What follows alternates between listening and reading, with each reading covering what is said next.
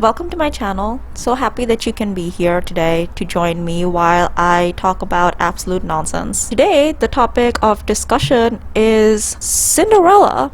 More specifically, a particular adaptation of Cinderella that I feel like I'm the only one in this entire world who has seen it, or at the very least the only one who cares enough about it to actually come over here and talk about it. Personally, Cinderella isn't really my favorite Disney princess. In fact, if I had to rank all of them, she would probably fall in the bottom 3 category, mostly because other than the fact that she is a good girl, her personality is blander than a bowl of porridge, and the fact that I'm not a big fan of the whole love at first sight trope as well. Honestly think that you need to have at least one 5-minute conversation before you fall in love with someone. Even though I'm not a big fan of Cinderella per se, I am very fascinated with all these different variations of Cinderella that's out there, like all the different movies that take place in different time periods and in different genres. Even take for example Cinderella's story, which takes place in a high school setting, Ever After, which is more of a historical setting, and then you have Ella Enchanted, which is a historical fantasy setting. One of the main reasons why I like these different variations of Cinderella is because they actually establish both the Cinderella character and the Prince Charming character as actual people who interact with each other before their first meeting at the ball. Even if the interactions are very limited, you still get to see them have interesting conversations and actually be intrigued by each other to the point you're like, oh, okay, I can see this becoming a thing. So when it eventually gets to the whole ballroom scene and the dancing and actually falling in love, it feels like, you know, there was a good build up to it, and then the payoff actually does make sense. And this is something that I really liked in the 2015 live action version of the Cinderella movie as well, which I think by far is the best Disney live action adaptation. You can fight me on that. So original Cinderella, not the best, but Cinderella adaptations, fun and interesting. So this particular version of Cinderella is actually a 26 episode Japanese anime series known as Cinderella Monogatari. The series came out in 1996 and it was a joint collaboration between the animation studio Tatsunoko Production and an Italian animation and distribution company known as Mondo TV. Tatsunoko Production and Mondo TV have actually collaborated several times to animate and make like TV series versions of these fairy tale stories. And there is one more of these collaborated projects that I saw as a kid that I didn't realize until I was looking into this, which is The Legend of Snow White. Expect a video on that soon as well. Cinderella Monogatari is a Japanese anime series which kind of dives a little bit deeper into the story of Cinderella, gives a little bit more background and more depth to the characters, and also adds other subplots into the story to make it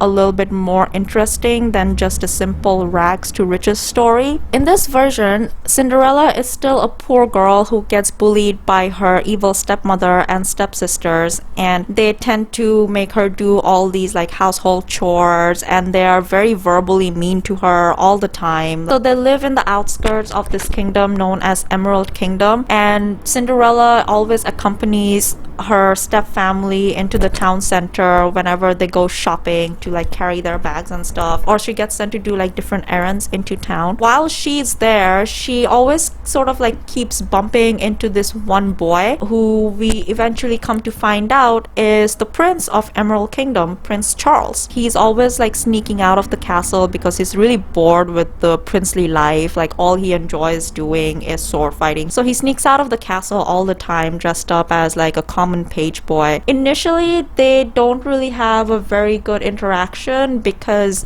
Prince Charles, he's trying to hide his identity, so he kind of lies to her, but Cinderella eventually finds out that he's not the common page boy that he was telling her that he is. So she kind of labels him as a liar, and that kind of puts her off against him. But then eventually, like with every single interaction, they do end up getting closer and closer and becoming genuine friends. They have all sorts of adventures together, some of them really fun and exciting, some of them even life-threatening at times, because other than the whole plot of Cinderella, there is this really interesting subplot as well, where one of the king's advisor, known as Duke Zeral, is trying to overthrow the current monarchy and take over the kingdom for himself. And how he goes about it is he at first tries to marry his daughter to Prince Charles, and when that doesn't work out,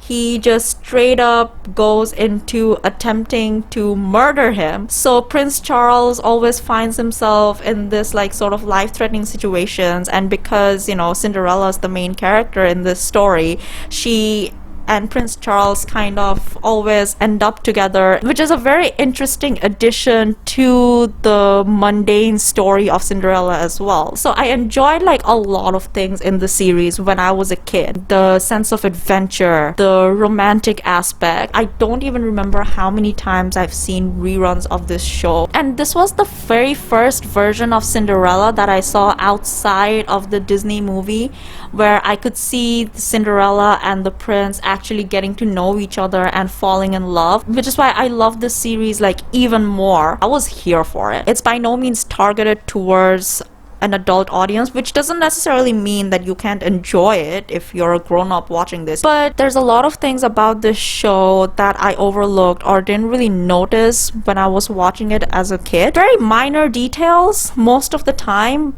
but you know, it does kind of take you back a little bit from enjoying the show completely. And then there are other bits and pieces which I wish I could overlook, but they're just like my brain would be like, no, this is a plot point that needs to be addressed, and it needs to be addressed now. So before I just dive in and talk about why I love this show so much, I think it's best that I get all the negatives out of the way first. This show doesn't have the best audio and dubbing. I'm not saying that the voice acting is terrible, because it's not. The main problem in this show is just that there are times when the dialogues don't really match up with the lip movements, and sometimes it's very subtle, like you don't really notice it until and unless you're actually looking for it.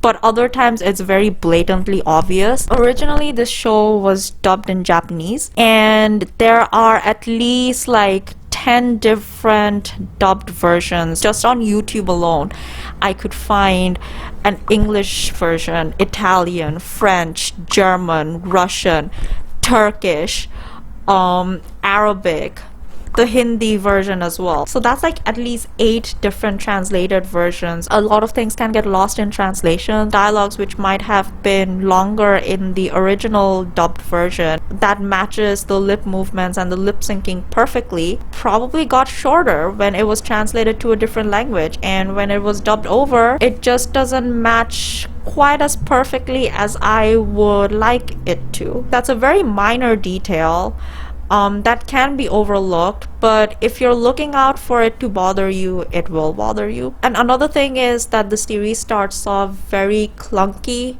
initially. Like, it does progressively get better from episode 5 onwards, I would say, but I wouldn't be surprised if people started watching it and then they just stopped after like episode 3. The third issue that I had is just the fact that, you know, Prince Charles, who keeps on switching from being like a prince and then a commoner and then back to a prince again, all he does to, you know, switch roles is basically just change clothes. So when he's in the castle, he's wearing his like princely clothes. When he's outside, he's wearing like commoner clothes. This is again something that I didn't notice when I was a kid, but it just kind of annoyed me a little bit that people wouldn't really recognize him properly. Like, people who knew him as Prince Charles, when they would see him outside wearing common clothes, going about as just Charles, they wouldn't recognize him as Prince Charles and vice versa. And the thing is, there have been several instances where he could have easily been caught as one or the other. I know this is like a plot point to just like, sort of progress the story. It's not like he has a generic face, like, he is supposedly the most handsome person in the entire kingdom. So and the thing is, this particular point would have been a minor detail for me if not for the fact that in episode 5, Cinderella actually does recognize regular Charles to be Prince Charles. I saw Charles. What? You mean Charles the Fibber? He makes you feel like this. Oh, we can't call him that anymore. I found out that he's actually Prince Charles. He's royalty. And then 3 episodes later, from like episode 8 onwards, she just forgets about it. How could you forget that this person whom you are friends with is the Prince of Emerald Kingdom, the man who every single young lady in this kingdom is dreaming to marry, including you yourself, Cinderella? It doesn't make sense to me. Again, this might be something that was lost in translation, and the actual dialogue of Cinderella putting 2 and 2 together might have been something completely different, where she might have suspected that he was Prince Charles, and then somewhere in between episodes she kind of dismissed that idea. I did look into other translated versions of it as well. Unfortunately, they didn't have English subtitles, so I couldn't tell if that was the case. But in the English dubbed version that I saw, this was the dialogue, and this was a whole thing that happened, and they just like easily dismissed it because they realized, oh wait, no, we can't have her finding out that regular Charles is actually Prince Charles, because that would just ruin the whole thing, the whole reveal. It bothered me quite a bit. This other thing that was a big deal to me that I feel like could have easily been avoided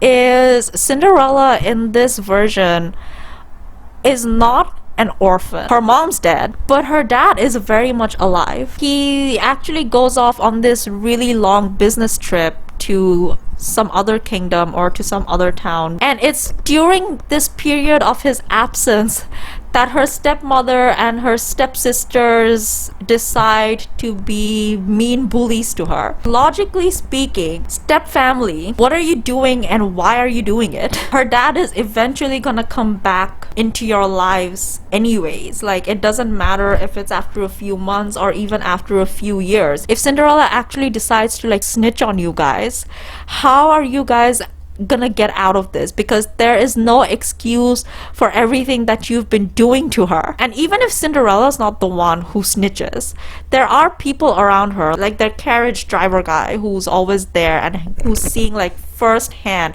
the way they've been treating her. Imagine that Cinderella's dad decides to come back a day early from his business trip. He comes home and he sees that his one and only blood daughter is being treated worse than a servant in any household by the very people who he left her in their care. It's just a big plot hole that I feel like could have been addressed just by killing off the dad off screen. Just give Cinderella a letter that says like, oh, unfortunately your father has passed away in the middle of his journey. Like, that would have been good enough. But I realized at first that okay, maybe they don't want to show or portray any sort of death on screen or off screen because this is a children's cartoon aimed towards children. But they keep putting Cinderella and Charles in like a lot of life-threatening situations. At one point they do come very close to dying. In another case, they do show a person falling off of one of the castle towers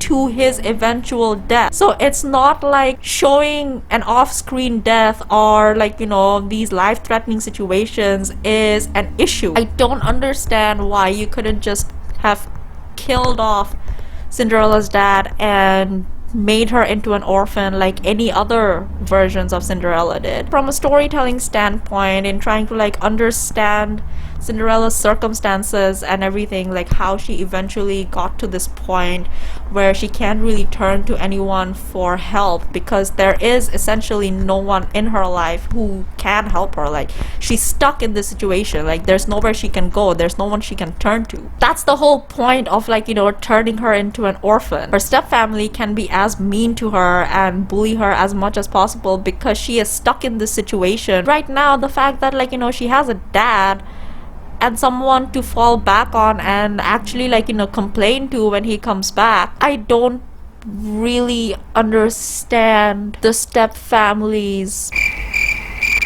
Like, what are they actually expecting to get out of this? Also, in episode, I think 10 and 11, there is this one violinist who keeps playing this one particular violin tune, which I absolutely hate. It is the worst thing that I have ever heard.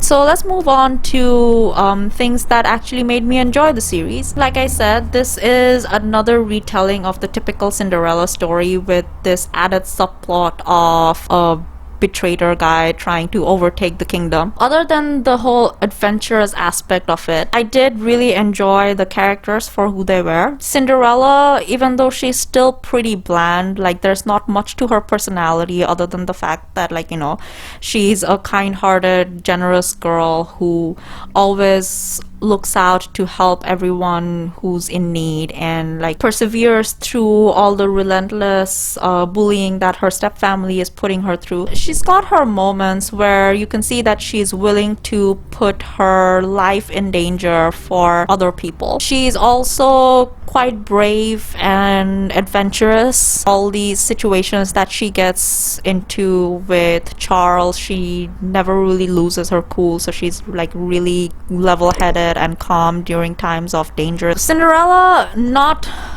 the blandest bowl of porridge, but just still porridge.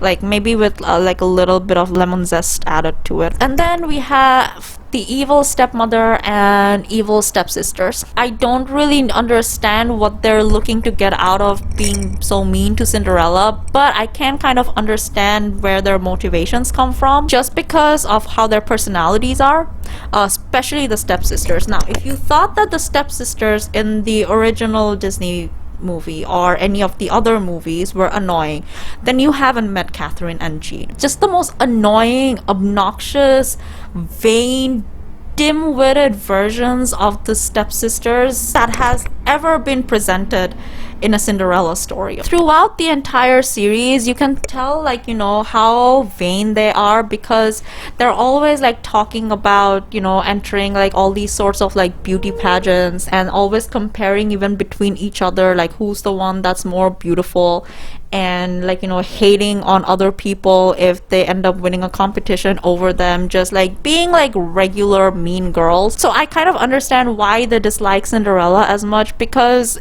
like in every single other variation of the story, Cinderella is considered to be the most beautiful young girl in the surrounding vicinity, in this case in Emerald Kingdom. And Catherine and Jean are also very much aware, like, even if they don't say it out loud, they are very much aware of the fact that Cinderella is much more beautiful than they are.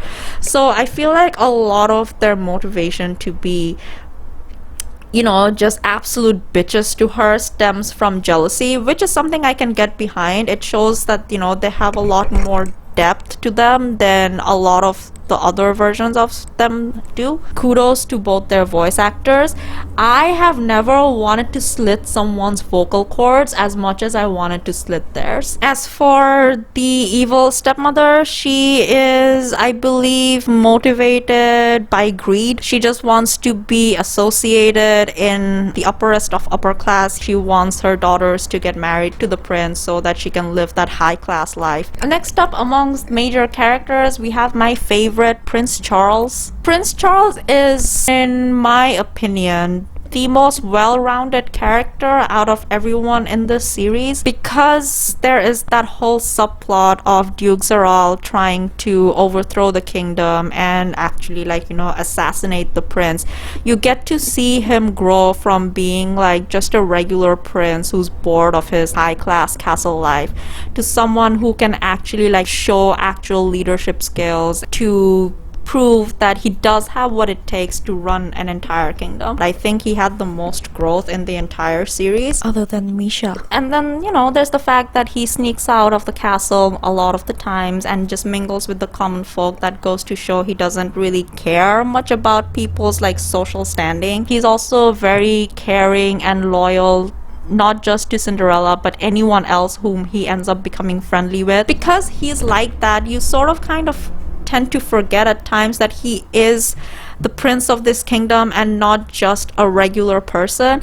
And there are bits and moments in the series where that part of his life kind of shines through. For example, whenever they get into very dire situations, because he is a very skilled swordsman and he enjoys fencing and fighting, you get to see him actually going toe to toe with 3-4 different people at a time and really standing up for people and being heroic. And then the fact that he's the one who's the first person to suspect Duke Zeral of doing treacherous things, eventually thwarting the rebellion and taking back the kingdom. You realize that, wait, this is actually Prince Charles. So I really liked Prince Charles as a character in this version. I think Prince Charles is probably my favorite version out of all the Cinderella Prince Charmings. Maybe second to the Prince Charming from the 2015 Disney live action adaptation. But he is definitely one of the reasons why I kept watching the show even when it got a little bland at times. For minor characters, you have Cinderella's animal companions. There's Patch the dog, Choo Choo and Bingo the mice, and Pappy the bird, who are there to support Cinderella and keep her company and help her out whenever she needs, and also help Cinderella and Prince Charles at times to get out of sticky situations. There's the fairy godmother character known as Paulette, who tends to stalk Cinderella for 90% of the time and not really do much other than help her out here and there with her cooking and cleaning. She used to be friends with Cinderella's mom while she was still alive. The whole reason why she's always looking out for Cinderella is because she promised Cinderella's mom that she would do that after she dies. Then you have Duke Zeral, whose whole thing is that he's greedy and power hungry and he wants to be king. Oh, and that one character I mentioned who dies